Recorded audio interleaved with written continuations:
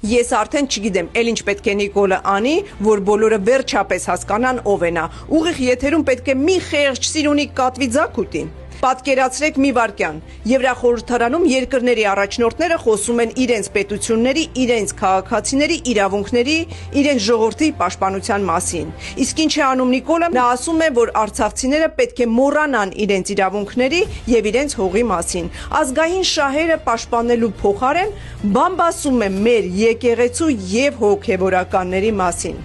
Սա պարզապես ամոթ չէ։ Սա երկրի քաղաքական նվաստացում է։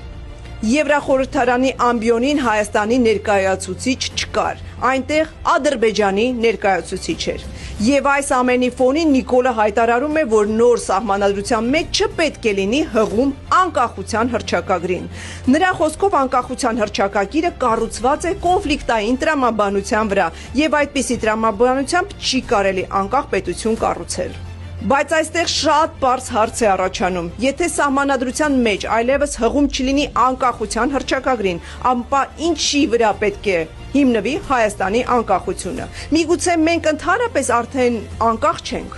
Կամ մի օր պարզապես մեզ կասեն, որ պետք է մոռանանք թե անկախության, թե մեր պետականության մասին։ Այդ դեպքում հաջորդ քայլը ո՞րն է։ Որ պարզվի, որ մենք ընդհանրապես պետք է լինենք Ադրբեջանի կազմում։